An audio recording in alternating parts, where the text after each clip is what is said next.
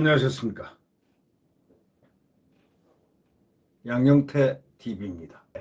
지금 윤석열 총장 얘기 한마디 해보겠습니다.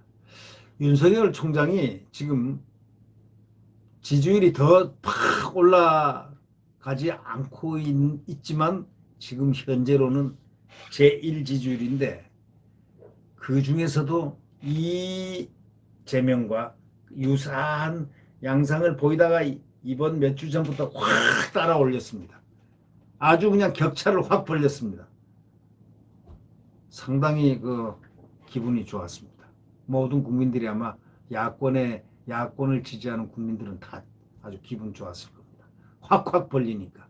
그리고 야권들이 확확 올라가야 되는데 지금 그것은 아직 동력이 아직 딸리지 못하는 겁니다. 고작 홍준표 씨를 빼놓고는 2%, 1% 뭐 이런 정도니 말이죠. 네. 곧 이제 펌프처럼 이렇게 위로 치솟을 날이 곧 올 것 같다라는 그런 느낌은 받습니다. 이 윤석열 전 검찰총장이 마포 동교동의 그 연세대 김대중 도서관을 찾았습니다. 그 김대중 평화센터 김 상임이사와 함께 전시물을 이렇게 살펴보는 그런 내용들이 언론에 떴습니다. 근데 이 윤석열 총장이 6.15 남북 공동선언 21주년을 즈음해가지고 이렇게 김대중 도서관을 방문했고 국민의힘 입당에 대해서 일단 모든 선택은 열려있다고 밝힌 윤 전 총장이 당분간 보수 진보를 가리지 않고 폭넓은 광폭 행보를 할 것이다. 그리고 독자적인 소위 영역의 확장성을 확보하려고 노력할 것이다 라는 건 그것으로 우리는 예측할 수 있겠습니다. 그래서 그 캠프 대변인 이동훈 대변인이 윤 총장은 11일 연세된 김대중 도서관을 찾았고 이번 방문은 윤 전 총장이 김성재 김대중 평화센터 상임이사 전 문체부 장관이라고 합니다. 그에게 방문 의사를 전하고 김 전 장관이 흔쾌히 응하면서 이루어졌다고 이렇게 밝혔습니다. 윤 총장은 고 김대중 대통령 삶에 대해서 이렇게 얘기했습니다. 숱한 순환을 겪고 감옥까지 갔다 오셨는데도 불구하고 정적들을 모두 용서하고 화해하고 더 큰 대한민국을 향해서 나아가셨다. 이렇게 말하면서 감탄을 했다고 합니다. 또한 윤 총장은 4차 산업혁명 시대 국민 화합으로 새로운 미래로 나아가야 하고 과거를 넘어 대한민국이 미래로 나가야 한다고 강조했습니다. 확실히 이 윤 총장은 열공을 한 탓인지 아니면 그만큼 정말 많이 생각한 그런 용어들 이 연설을 하는데 이렇게 보면은 빼놓을 게 하나도 없어요. 딱딱 적재적소의 말을 탁탁 하는데 굉장히 필요한 말들만 핵심적으로 딱 배열합니다. 그러니까 쓸모없는 말을 쓰지 않는다는 것은 그의 내공이 강하다 이런 생각을 한번 해봅니다. 지금 공부를 굉장히 많이 하고 있는 것 같다라는 느낌입니다. 이 대통령 대선 주자들은요 내공이 강해야 됩니다.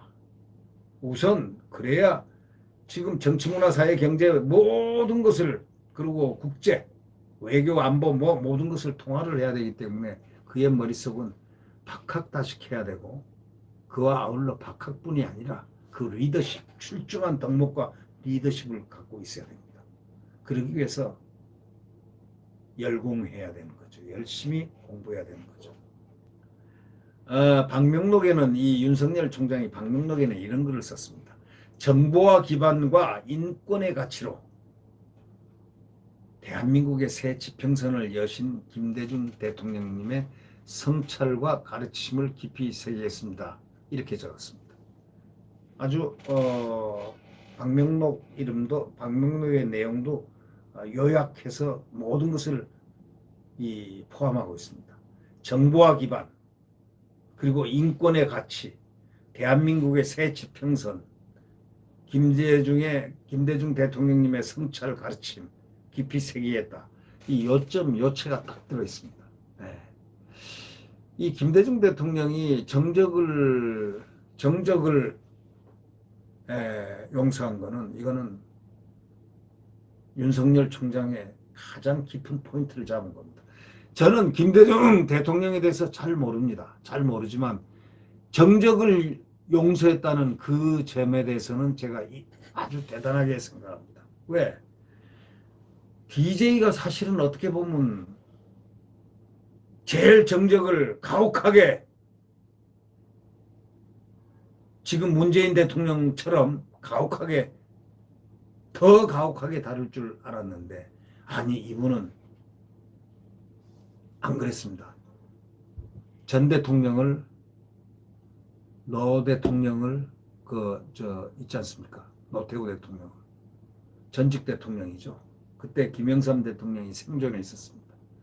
세 분을 똑같이 청와대로 초청합니다. 전직 대통령 모임. 그래서 1년에 한 2번씩 식사를 하고 뭐 어려운 것이 없느냐고 그들에게 배려를 했습니다. 이걸 보면서 김대중 대통령이 욕을 먹지 않고 그가 많은 과오도 범했다. 저는 그런 생각합니다. 대통령 재직 시. 함에도 불구하고 많은 욕을 먹지 않고 이렇게 윤석열 총장한테 이런 방명록을 받을 정도가 된다면 이분이 바로 그 점이다. 분명히 밝혔습니다. 윤 총장은 정적들에 대해서 모두 용서하고 화해하고 더 큰 대한민국을 향하여 나가셨다. 이렇게 얘기한 걸로 보면은 결국은 뭐냐? 정적들을 모두 용서했다는 바로 그 점입니다. 화해했다는 점입니다. 근데 지금 현재 이 문재인 대통령은 바로 이 점이 DJ하고 정반대입니다. 모든 정적들을 모두 용서한 게 아니고 절대 용서 안 했습니다. 절대 화해 안 했습니다. 지금 그 수십 전에 일어난 전두환 대통령 그 괴롭히는 거 보십시오. 전두환 대통령 지금 법원에 왔다 갔다, 광주 사태 왔다 갔다, 왔다 갔다 얼마나 힘들게 하고 있습니까? 그분이 나이가 지금 어떻게 됩니까? 지금 소위 말해서 이 정신 상태도 약간 좀 피로한 상태인데 그런 분을 그냥 재판에 불렀다 왔다 이렇게 한 걸 보면서 또 박근혜 대통령, 여성 대통령, 홀로 나라를 위해서 노력했던 대통령을 아무리 어떤 일이 있었는지는 모르겠지만 저는 잘못이 없다고 확신합니다. 그런데 그분을 저렇게 4년 동안 지금까지 처박아 놓는다. 어디에다? 감옥에다. 그리고 이명박 대통령. 그 얼마나 그래도 국가 발전을 위해서 노력을 많이 하셨습니다. 네? 훌륭한 대통령 아닙니까? 나름대로 그 어려운 역경을 넘어가면서 그렇게 힘들게 나라를 세우고 지킨 분들을 그저 감방에 넣어놓고 그렇게 마음이 편하겠습니까? 저는 그 점을 보면서 인간의 그 잔인성과 인간의 관용성과 인간이 허용하는 관용성의 범위가 어디까지며 잔인성은 어디까지인가 상당히 고통스러운 느낌을 받습니다. 지금 윤석열 총장은 만약에 그가 집권하면 정적을 용서하겠다. 김대중 대통령처럼 용서하겠다. 화해하겠다. 그냥 이 얘기를 지금 암시를 주기 위해서 그곳을 가지 않았나 하는 그런 생각이 납니다. 하여튼 정적에 대한 부분은 가혹하게 지금 적폐청산이라는 이름으로 4년 동안을 지금 감옥에 가 있는 저 두 분 빨리 자유의 몸을 만들어 드려야 됩니다. 네, 구독 버튼과 엄지를 눌러주시면 감사하겠습니다. 대한민국의 자유헌법을 지키기 위해서 우리는 정권 교체를 해야 됩니다. 네, 구독 버튼과 엄지를 눌러주시면 감사하겠습니다. 내일 대한민국의 태양은 다시 떠오릅니다. 분명히 떠오릅니다. 자유민주주의 대한민국 떠오릅니다. 네.